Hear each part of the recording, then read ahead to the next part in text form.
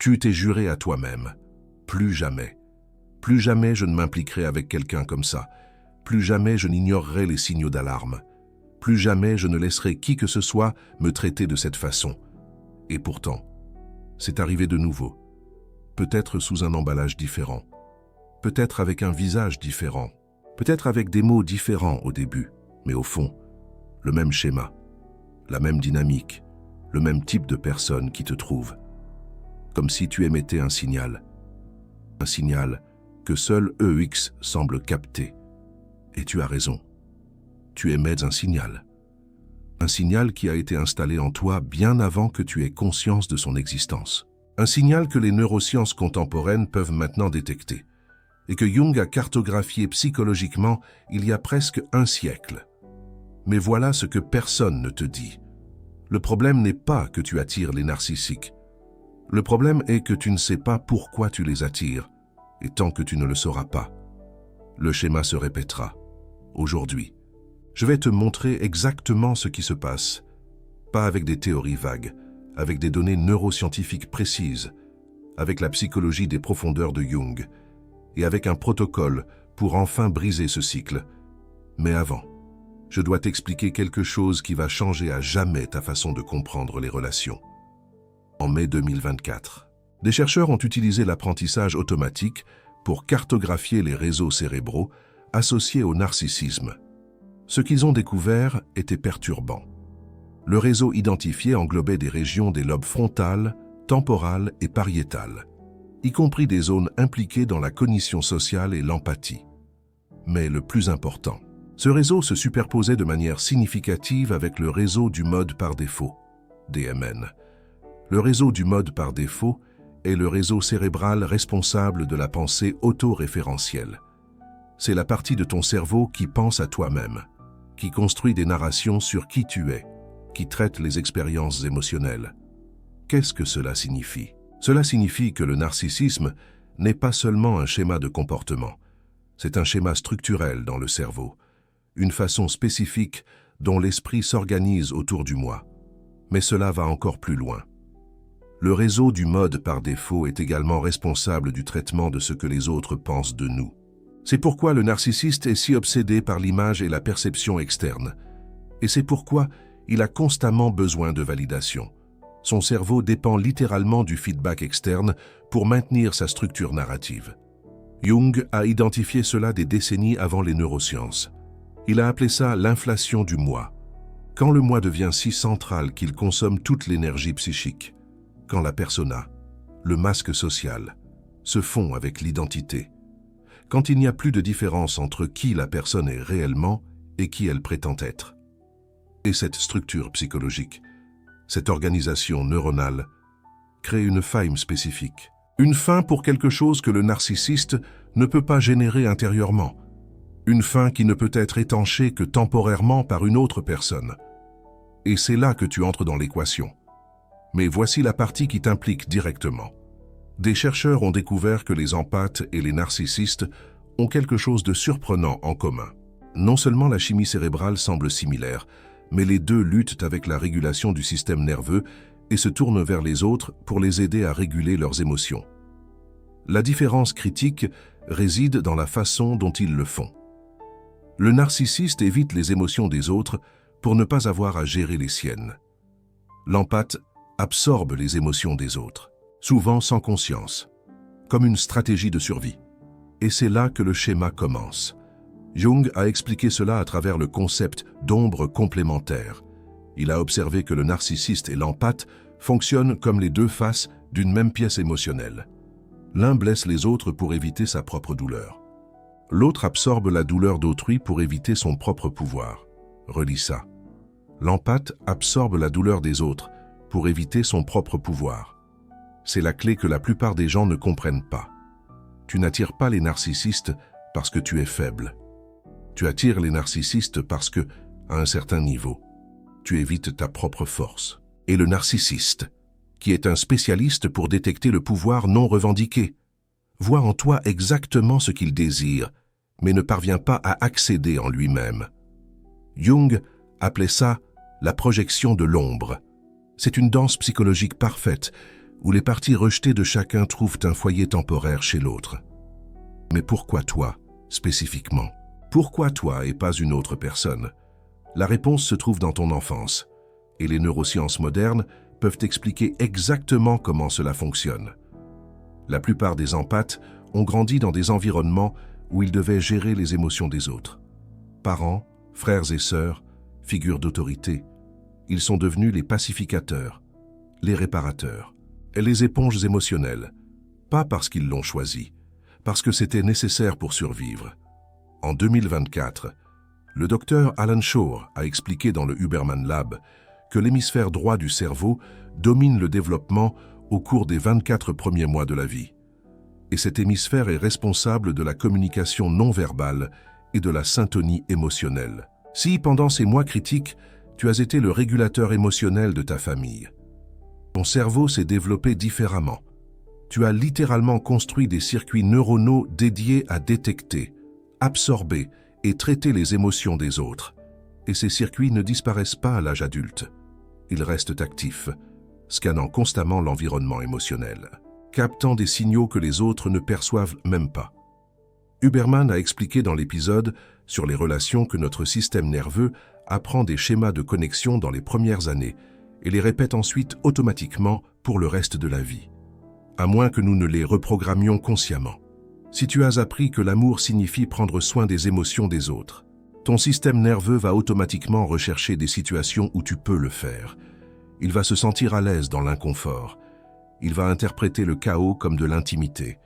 Il va confondre l'intensité avec la connexion. Et c'est exactement ce que le narcissiste offre. Un chaos émotionnel qui ressemble à de l'intimité. Une intensité qui ressemble à de l'amour. Un problème sans fin qui ressemble à un but. Pour le narcissiste, tu es comme un phare dans l'obscurité. Tu émets un signal constant de disponibilité émotionnelle, de capacité à réguler, de disposition à absorber. Et lui, qui a désespérément besoin de régulation externe parce qu'il ne parvient pas à se réguler lui-même, est attiré par ce signal comme un papillon de nuit par la lumière. Mais voici ce qui rend cela encore plus complexe. Tu es aussi attiré par lui, non pas malgré qui il est, mais à cause de qui il est. Jung a expliqué que l'ombre est presque toujours trouvée en projection. Tu vois chez l'autre quelque chose que tu ne reconnais pas en toi-même. Pour l'empathe, le narcissiste représente quelque chose de fascinant, la capacité de faire passer ses propres besoins en premier, la capacité de ne pas se soucier excessivement de ce que les autres ressentent, la liberté de simplement exister sans porter le poids émotionnel du monde. Inconsciemment, tu es attiré par ce qu'il représente, même si consciemment, tu rejettes ce comportement. Et c'est ça qui crée le schéma parfait d'attraction mutuelle. Il voit en toi ce à quoi il n'a pas accès, l'empathie, la connexion, la capacité de ressentir. Tu vois en lui ce que tu ne t'autorises pas, la liberté face aux émotions des autres, l'autopréservation, le fait de se recentrer sur soi. Jung appelait ça la fonction transcendante, la tendance de la psyché à chercher un équilibre à travers l'attraction pour les opposés. L'introverti est attiré par l'extraverti, le penseur est attiré par l'émotionnel, et l'empathe, qui donne trop, est attiré par celui qui prend trop. Mais voilà le problème. Cette recherche d'équilibre à travers l'autre ne fonctionne jamais, parce que le véritable équilibre ne peut venir que de l'intérieur. Et tant que tu projettes tes parties non développées sur une autre personne, tu ne développes jamais ces parties en toi-même. Et ainsi, le cycle se perpétue. Attraction, projection, désillusion, séparation. Et ensuite, la recherche du prochain réceptacle pour tes projections. Et la danse commence. Au début, ça semble magique. Il semble te comprendre. Comme personne. Elle semble te voir, d'une façon que les autres ne voient pas. La connexion est instantanée, intense, bouleversante. Jung expliquait cela. Il disait que le narcissique fonctionne comme un miroir. Pour les parties inconscientes de l'empathe, il reflète une image idéale, mais en réalité, Ce sont les propres désirs et besoins inconscients de l'empathe qui sont reflétés. Tu n'es pas amoureux de la personne. Tu es amoureux de ta propre ombre, projetée sur elle. Et c'est pour ça que l'attraction est si intense. Pour ça que ça semble être le destin. Pour ce que ça semble différent de tout ce que tu as déjà ressenti. Parce que, d'une certaine façon, ça l'est. C'est toi qui rencontres des parties perdues de toi-même.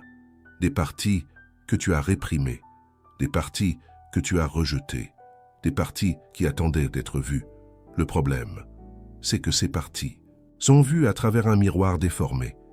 Et ce que le miroir reflète, ce n'est pas l'intégration, c'est la dépendance.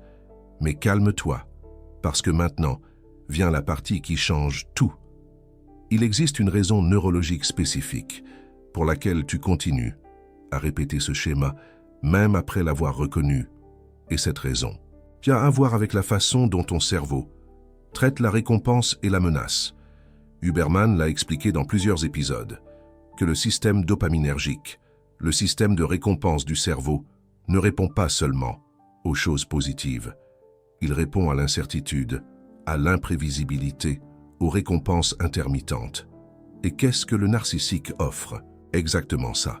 Des moments de connexion intense, suivis par de l'éloignement, validation, suivis par de la critique, amour, suivi par de la froideur, le schéma parfait de récompense intermittente qui piège ton système dopaminergique dans une boucle de recherche constante. Ton cerveau devient littéralement accro au schéma, pas à la personne, au schéma. Huberman a détaillé que ce cycle de récompense intermittente est le même mécanisme derrière l'addiction au jeu de hasard. L'incertitude sur le moment où la prochaine récompense arrivera est plus addictive que la récompense elle-même. Ton système nerveux est constamment en alerte, attendant le prochain moment de validation. Et quand cette validation arrive finalement, après des jours ou des semaines de froideur, la libération de dopamine est massive. Ça ressemble à un soulagement, ça ressemble à de l'amour. Ça semble que tout va finalement bien se passer.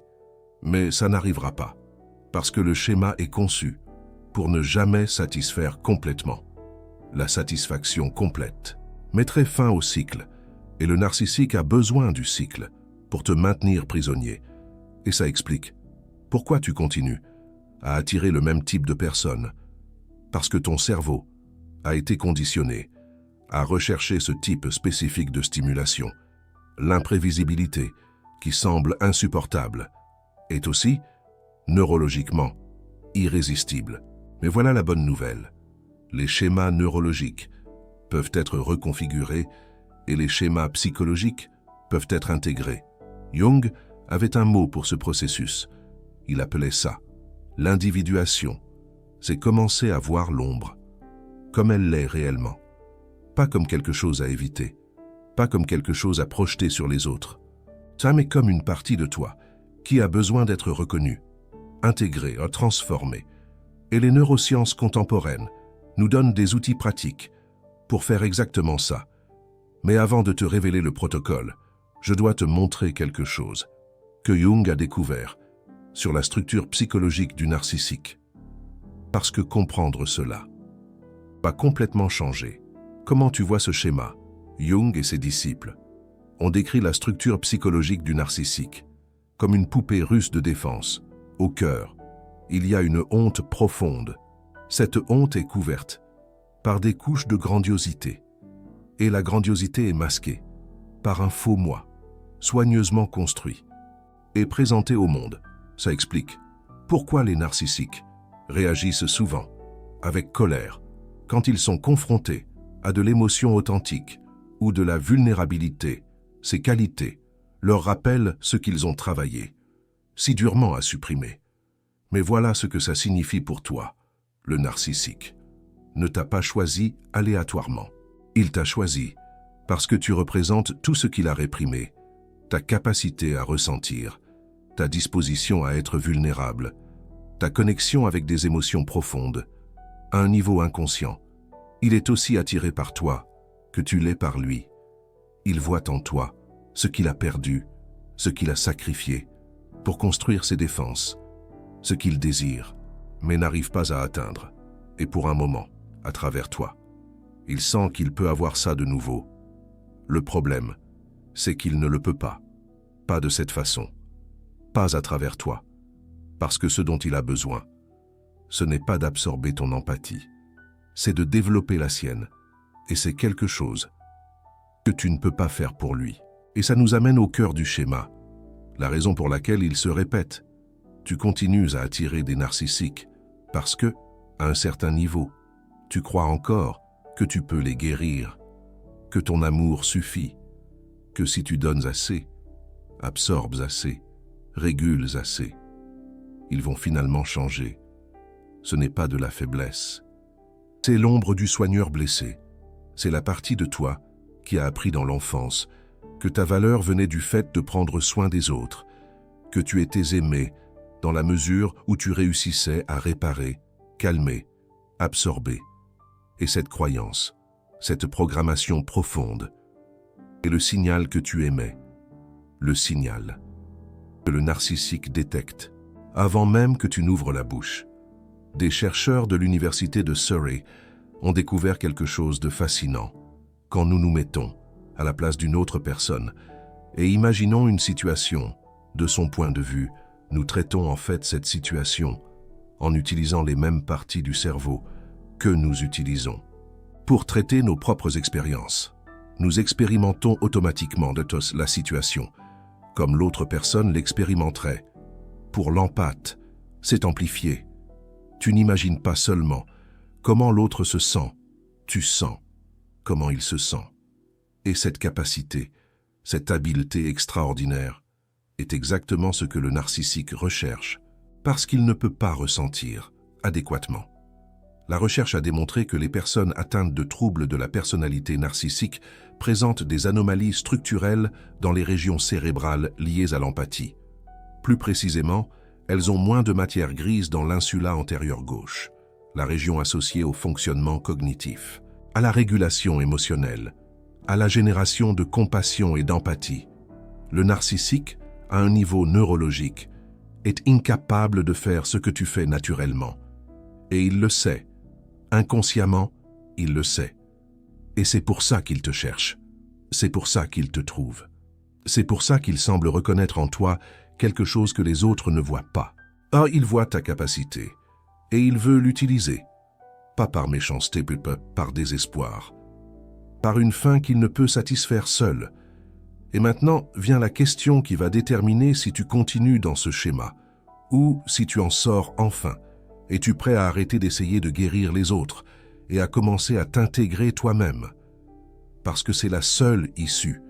Ce n'est pas éviter les narcissiques. C'est devenir quelqu'un qui n'a pas besoin d'eux. Quelqu'un qui ne recherche pas inconsciemment la validation qui vient du fait d'être nécessaire. Quelqu'un qui a récupéré son propre pouvoir au lieu de le projeter sur les autres. Jung appelait ça « retirer les projections ».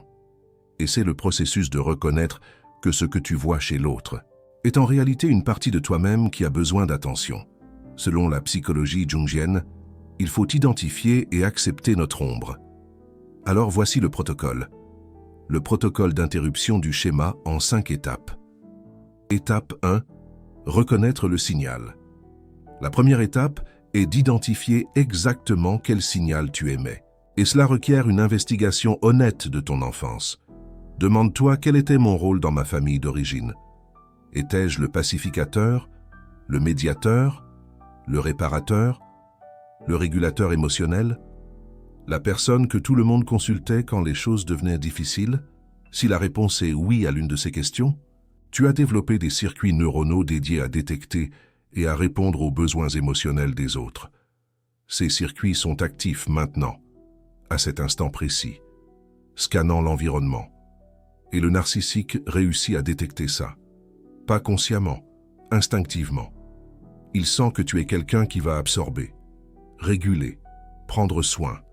Et il est attiré par ce signal, comme un prédateur est attiré par sa proie.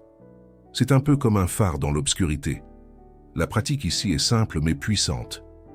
Pendant une semaine, observe combien de fois tu assumes automatiquement le rôle de régulateur émotionnel. Combien de fois tu demandes comment l'autre se sent avant de vérifier comment toi tu te sens. Combien de fois tu offres de l'aide avant qu'elle ne soit demandée? Combien de fois tu absorbes la tension de l'environnement au lieu de simplement l'observer? Observe seulement. N'essaie pas de changer encore. La conscience est la première étape. Étape 2. Identifier l'ombre projetée. Jung enseignait que l'ombre est presque toujours trouvée en projection. Qu'est-ce que cela signifie dans la pratique? Cela signifie que ce que tu trouves irrésistible chez le narcissique au début de la relation est exactement ce que tu réprimes en toi-même. Si tu es attiré par l'assurance de Pierre, tu réprimes probablement ta propre assurance. Si tu es fasciné par la capacité de Pierre à dire non, tu as probablement du mal à établir des limites. Si tu admires comment Pierre place ses propres besoins en premier, on t'a probablement enseigné que tes besoins n'importent pas. La pratique ici exige du courage. Prends une feuille de papier. Écris toutes les qualités qui t'ont attiré chez le dernier narcissique avec qui tu t'es impliqué. Pas les comportements négatifs, les qualités qui semblaient magnétiques au début. Maintenant, à côté de chaque qualité, écris « Comment est-ce que je réprime ça en moi-même » Cette liste est la carte de ton ombre projetée et c'est le guide pour l'intégration. Étape 3. Récupérer le pouvoir projeté. C'est ici que la plupart des gens échouent. Ils identifient le schéma, mais ne font rien pour le changer. Récupérer le pouvoir projeté signifie commencer à développer en toi-même les qualités que tu admirais chez l'autre. Si tu admirais la capacité de Pierre à dire « non », commence à pratiquer à dire « non » dans des situations petites, à faible risque. Si tu étais fasciné par l'assurance de Pierre, commence à prendre de petites décisions sans consulter les autres. Si tu enviais comment Pierre priorisait ses propres besoins, commence à identifier et à exprimer un besoin tien par jour. Il ne s'agit pas de devenir narcissique. Il s'agit de devenir entier.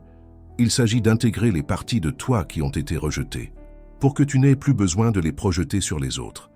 Jung appelait ça le mariage sacré intérieur, l'union des parties opposées de la psyché, la fin de la dépendance envers les autres pour compléter ce qui est incomplet en toi.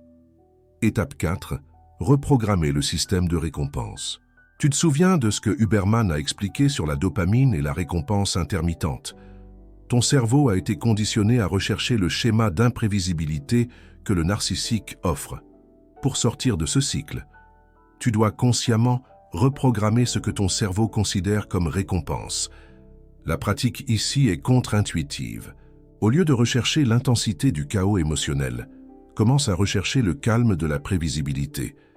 Cela va sembler ennuyeux au début, voire même lassant, parce que ton système dopaminergique est habitué aux montagnes russes. La stabilité ne libère pas la même quantité de dopamine. Mais avec le temps, avec une pratique consistante, ton cerveau se reconditionne. Le calme commence à se sentir aigre au lieu d'ennuyeux. La prévisibilité commence à se sentir confortable au lieu d'étouffante. Le Huberman Lab recommande 90 jours pour reconditionner des schémas neurologiques significatifs. Pendant ces 90 jours, choisis consciemment des situations et des personnes qui offrent une stabilité émotionnelle, même si cela semble initialement moins stimulant. Étape 5. Intégrer l'ombre du guérisseur. C'est l'étape finale et la plus profonde. La plupart des empathes portent une ombre spécifique, la croyance que leur valeur vient de guérir les autres. Que tu es aimé dans la mesure où tu es utile. Que ton but est d'absorber, réguler, réparer. Cette croyance n'est pas vraie. C'est une programmation de survie de l'enfance qui est devenue une prison dans la vie adulte. Intégrer l'ombre du guérisseur signifie reconnaître que tu as une valeur indépendamment de ton utilité pour les autres. Que tu mérites l'amour non pas parce que tu donnes, mais parce que tu existes. Que ton empathie est un don, pas une obligation. La pratique ici est quotidienne, chaque matin, avant de sortir du lit. Complète cette phrase. J'ai de la valeur même si aujourd'hui je n'aide personne. J'ai de la valeur même si aujourd'hui je ne guéris personne. J'ai de la valeur même si aujourd'hui je place mes besoins en premier. Ça semble simple, et c'est révolutionnaire, parce que tu reprogrammes la croyance centrale qui alimente tout le schéma. Maintenant, je dois te prévenir de quelque chose d'important. Ce processus va entraîner une résistance, non seulement externe, de la part des narcissiques qui vont sentir qu'ils sont en train de perdre accès à toi, mais interne, de cette part de toi, qui s'est construite autour du rôle de sauveur. Cette part va te saboter. Elle va te faire culpabiliser quand tu diras non. Elle va te faire sentir vide quand tu n'absorberas pas les émotions de quelqu'un. Elle va te faire remettre en question si tu es encore une bonne personne. C'est normal. C'est l'ombre qui résiste à l'intégration. C'est la programmation ancienne qui lutte pour se maintenir. La différence entre celui qui sort du schéma et celui qui y reste pris. Ce n'est pas l'absence de cette résistance, c'est la capacité de continuer, même avec elle. La psychologie jungienne nous enseigne que nous progressons, non pas en évitant l'obscurité, mais en la traversant. Traverser l'obscurité signifie affronter la résistance, sentir l'inconfort et continuer à intégrer. Malgré tout, et maintenant, vient la partie que personne ne te raconte. Quand tu commenceras à intégrer ton ombre, quelque chose d'étrange va se produire. Tu vas arrêter d'attirer des narcissiques, non pas parce que tu les évites, mais parce que le signal a changé. Tu n'émets plus la fréquence de disponibilité à l'absorption. Tu ne projettes plus le pouvoir que le narcissique recherche. Tu n'offres plus ce dont il a désespérément besoin, mais qu'il ne parvient pas à trouver en lui-même. Et le narcissique, qui a une capacité presque surnaturelle à détecter ces signaux, simplement, ne te voit plus comme une cible. Tu deviens invisible pour lui, pas intéressant, pas utile, et à la place des narcissiques, tu commences à attirer un autre type de personnes. Des personnes qui n'ont pas besoin que tu les régules. Des personnes qui ont leur propre intégrité émotionnelle. Des personnes qui te voient, non pas pour ce que tu peux donner, mais pour qui tu es. Ce n'est pas magique, c'est neurologique, c'est psychologique. C'est le résultat direct de changer le signal que tu émets. Mais je dois être honnête avec toi sur une chose. Ce processus n'est pas rapide. Carl Jung estimait que l'intégration significative de l'ombre prend des années.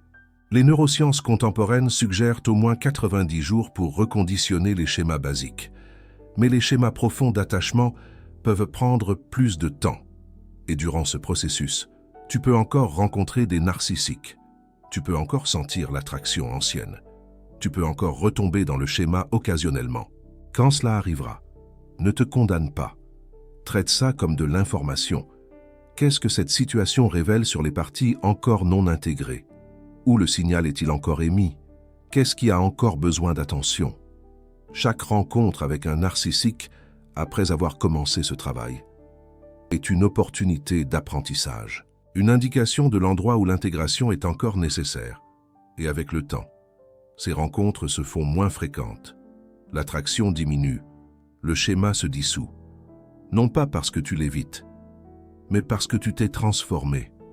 Et cette transformation, cette individuation comme l'appelait Carl Jung, est le vrai cadeau caché dans le schéma que tu veux tant éviter. Parce que le narcissique, aussi destructeur soit-il, te montre quelque chose. Il te montre les parties de toi qui ont besoin d'intégration. Il te montre où ton pouvoir est projeté. Il te montre le chemin vers ta propre intégrité. Tu n'as pas attiré des narcissiques par hasard. Tu les as attirés parce que tu avais quelque chose à apprendre. Et maintenant que tu sais ce que c'est, tu peux enfin apprendre, sans avoir besoin d'eux. Dans les commentaires, dis-moi, quelle qualité du dernier narcissique que tu as attiré te fascinait au début? Et qu'est-ce que cela révèle sur ta propre ombre projetée? Si cette vidéo t'a aidé à comprendre un schéma que tu n'arrivais pas à expliquer, j'ai une requête. Dans les dernières minutes, tu as reçu des informations qui connectent la psychologie jungienne avec les neurosciences contemporaines, d'une manière que tu ne trouveras pas ailleurs. Un protocole pratique pour interrompre un cycle qui t'a probablement causé des années de souffrance. Ce type de contenu existe, parce que des personnes comme toi choisissent de soutenir. Quand tu cliques sur le cœur doré du Super Thanks, tu ne m'aides pas seulement financièrement. Tu dis « Continue à révéler ces connexions. Continue à traduire la science complexe en transformation réelle. » Chaque Super Thanks finance la prochaine recherche, la prochaine vidéo, la prochaine révélation, qui peut changer la vie de quelqu'un. Tu deviens partie active d'une mission qui unit ce que l'Académie maintient séparé. Et plus important encore, tu t'identifies comme quelqu'un qui choisit de sortir du schéma, pas un consommateur passif, un participant actif à sa propre intégration. Le cœur doré est juste en dessous. Clique, laisse ta marque, fais partie de cette transformation. Et si tu connais quelqu'un qui continue à attirer le même type de personnes et ne comprend pas pourquoi, partage cette vidéo. Cela pourrait être l'information qui brise enfin le cycle. Dans la vidéo précédente, j'ai montré ce qui se passe quand l'hypersensible explose enfin. Et dans la prochaine, je vais explorer pourquoi les personnes éveillées disparaissent de la société. Active la cloche pour ne pas manquer ça. Tu n'es pas destiné à répéter ce schéma pour toujours. Tu n'es pas un aimant sans choix. Tu es quelqu'un avec la capacité de comprendre, d'intégrer et de se transformer. Carl Jung a cartographié le chemin psychologique. Andrew Huberman a validé les mécanismes neurologiques. Et toi, maintenant, tu as à la fois la carte ET, la validation. Le schéma ne continue que tant qu'il reste inconscient. À partir du moment où tu vois, tu peux changer. Et à partir du moment où tu changes intérieurement, le monde extérieur répond. Les narcissiques ne vont plus te trouver, parce que tu n'émettras plus le signal, parce que tu auras récupéré le pouvoir que tu projetais, parce que tu seras devenu entier. Et les entiers n'ont pas besoin des autres pour compléter ce qui manque. Les entiers choisissent les autres pour qui ils sont, pas pour ce qu'ils peuvent donner. C'est le destin qui t'attend de l'autre côté de l'intégration. Et il commence par un choix. Le choix d'arrêter de projeter et de commencer à intégrer. Le choix est le tien.